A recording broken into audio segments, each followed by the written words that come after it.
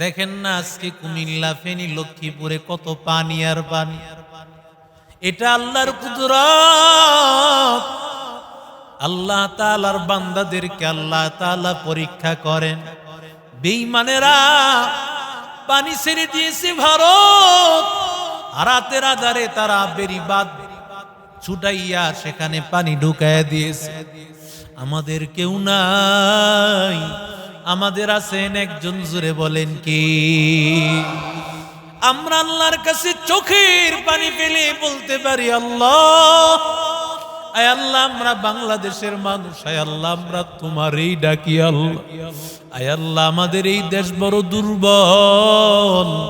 এদেশের মানুষ নামাজ পড়ে, এদেশের মানুষ কোরআন তেলাওয়াত করে, এদেশের মানুষ জিকির করে, এদেশের মানুষ আল্লাহ তোমার আজানের আওয়াজে ঘুম ভাঙ্গে, আজানের আওয়াজে আবার ঘুমাইতে যায়। আয় আল্লাহ, এদেশে আযাব গজব দিয়া, বন্যা প্লাবন দিয়া এদেশের মানুষকে আল্লাহ তুমি ধ্বংস করে দিও না। আমিন বলেন। ঈসা নবী আল্লাহ তাআলা আরেকটা কুদরত আল্লাহ তাআলা দেখাইলেন, ওয়াতুবরিউল আকমাহা ওয়াল আবরাস বিইذনি। কুষ্ঠ রোগীকে তিনি ধরলে ভালো হয়ে যাইত। সুবহানাল্লাহ বলেন। পৃথিবীতে এমন কোন ডাক্তার আছে বলেন যে ডাক্তার রোগীরে ধরলেই ভালো হয়ে যায়? আছে? জোরে বলেন।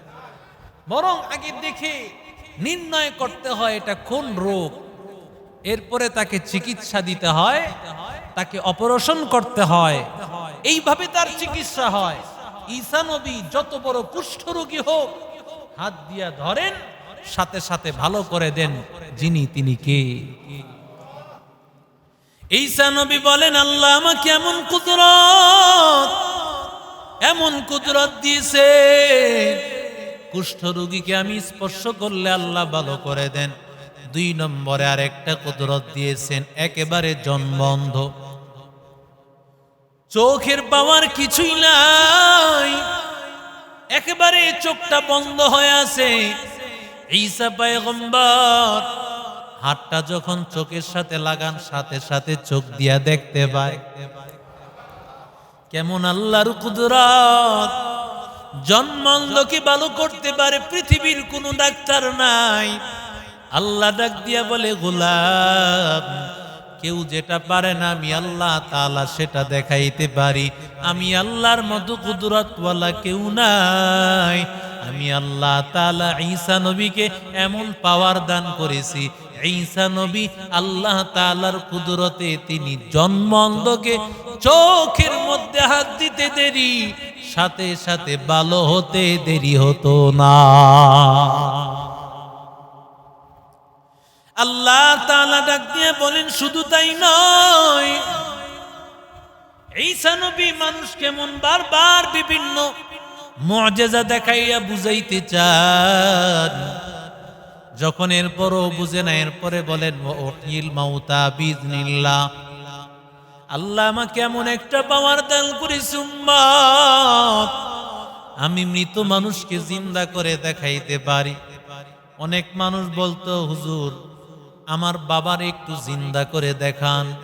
পয়গম্বর ঈসা কবরের পাশে গিয়া বলতেন, ইয়া আব্দুল্লাহ কুম বিইذনিল্লাহ, ও আল্লাহর বান্দা দাঁড়াও। বলতে দেরি হইতো, সাথে সাথে কবর থেকে আল্লাহর বান্দা উঠতে দেরি হতো না। ঈসা নবীকে একবার আল্লাহর বান্দারা ডাক দিয়া বলে, পয়গম্বর,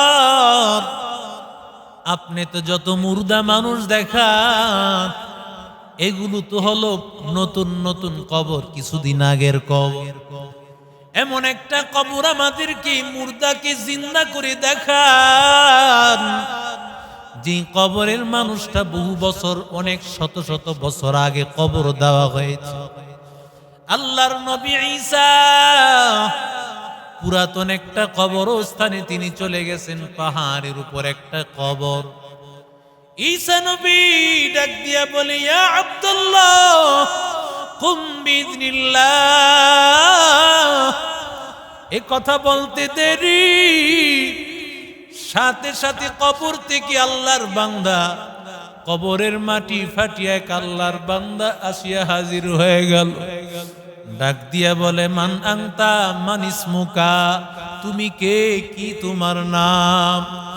এবার আল্লাহর বান্দা ডাক দিয়া বলেন, পয়গম্বর, আনা সাম ইবনে নূহ, আমি নূহ আলাইহিস সালাতু ওয়াস সালামের সন্তান সাম।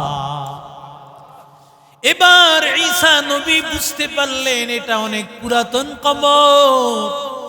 প্রথমে সামকে ডাক দিয়া বলে, সাম তুমি বলো তো আমি আল্লাহর পয়গম্বর কিনা? উম্মতেরা জানতে চায় আমি আল্লাহর নবী কিনা, বলো। সাম ইবনে নূহ বলে, নো পয়গম্বর, আপনি শুধু আল্লাহর নবী না, আল্লাহ তাআলার প্রেরিত বড় একজন আল্লাহ তাআলার নবী, যাকে আল্লাহ তাআলা ইনজিল কিতাব আল্লাহ দান করেছেন, এমন একজন দামি নবী। আল্লাহ তাআলা আপনাকে অনেক সম্মান দান করেছেন। এই কথা বলার পরে এবার ঈসা নবী সাম ইবনে নূহের দিকে তাকায়, দেখেন চুলদারি সাদা। ডাক দিয়া বলে, ও সাম, নূহ পয়গম্বরের জামানায় তো মানুষের দাড়ি এবং চুলগুলো সাদা হইতো না, তোমার চুলদারি কেন সাদা?